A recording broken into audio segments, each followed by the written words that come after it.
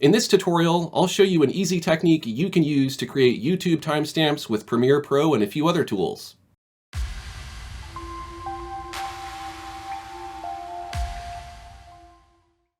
Let's start here inside of Premiere Pro. The first thing we'll want to do is add some markers for each chapter. All you need to do is put your playhead where you want the marker to be and press M 2 times. You can add the name of the chapter, but you'll want to go ahead and put that in the comments area, not in the name area. You may also want to choose a specific color for your marker so that it stands out from the other markers that aren't related to timecodes. Because you'll be getting your timecodes from the exported markers, you'll want to remove any markers that aren't related to the timecode. For example, I have all these yellow markers here. The quickest way to do this is to go to Sequence, Simplify Sequence, uncheck all of these settings, and only check Remove Sequence Markers for the colors that you want to remove. Then you can click on Simplify. That will create a new sequence with those markers removed. I'll also remove this one and change the color of this one to make it correct. Now you may already have markers created, and if your markers are created, there's a good chance that you put the label here under Name and not under Comments. And you could, of course, select all, cut, and paste, but that's going to take a long time if you have a lot of markers. So before we move on to the next step, I'll show you this optional tip that you might be able to use to save yourself some time. I'm going to go to this simplified sequence here with these markers, and let's say I want to quickly copy and paste this text from here to here. Rather than copy and paste this manually, I'm going to automate the process using Microsoft Power Automate. This is a free application that comes pre-installed with Windows 11, and you can install it in Windows 10. If you'd like to learn more about how to create an automation like this, you can check out my tutorial. I have 16 markers, so I'll need to loop this process 16 times. I'll click on play, I'll make sure to click here, and then watch this magic. It's going to do the work for me, moving the chapter name from the name section to the comment section.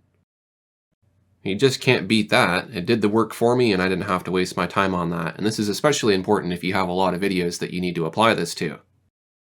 I had my automation do this for me automatically, but the next thing you'll need to do is go to File, Export, and then choose Markers. You may need to have the timeline selected for this. You want to export as a text file. You may as well save it with your video project, and you can give it a name. We'll just call it Test Markers.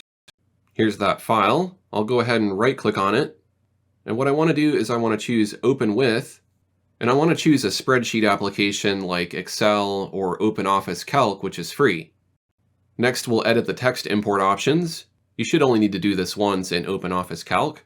If you're using a different application, the settings here may be different. I want to choose Unicode for the character set. For the separator options, I want it to be separated by tab. Make sure these other options are unchecked. We'll also want to merge delimiters. If we go down the fields, we'll right-click at the top here where it says Standard, and we will hide this whole column. Now all we'll be getting is the timecode and the label. Let's click on OK. This is how it looks in OpenOffice Calc, and you can see we have our timecode over here, and we have our chapter titles next to that. As you may remember, we have 16 markers, so we'll just want to keep that number in mind. All we need to do is go to File, Save As, and I'll just call this Test Markers Edited, so I don't save over my original. And I want to save as a text CSV. That's going to get rid of all this spreadsheet formatting. I can close OpenOffice Calc. Now I want to right-click on that copy and open that with Notepad. In order for the timecodes to be recognized, the timecode needs to start with 000000. This is hours, minutes, and seconds. So what we need to do is we need to drop the frames here on the end. You could go through and manually do this, but I'm going to go ahead and use an automation for it. This one is called Cleanup Timestamps. In addition to Power Automate, you could also use a Stream Deck to automate this. So I'll just need to loop this 16 times. I'll click play, just move my cursor right here and watch this. In a flash, it goes through and it removes the frames and the hours, and it also puts these nice dashes in between. It doesn't get any faster than that. Because my video is only 10 minutes long, I don't need to have the hours here, but if your video is longer than 1 hour, then of course your timestamp would have the hour included as well. Now all we need to do is just select all of this, copy, go to our video details, and just paste it somewhere down near the bottom. Once you do that, you may want to test your video to make sure that the timecode's working properly. So if you just go to the public view of your video, you'll be able to see down here at the bottom when you hover on the timeline, it should show you each chapter. You can also click here on this little arrow to view the chapter's mode, and you can go through the chapters this way. And just make sure that they all sync up, because accidents do happen.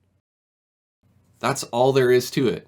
I hope you enjoyed learning how to create YouTube timestamps using Premiere Pro. If you did, be sure to become a subscriber of this channel. Thanks for watching and stay creative.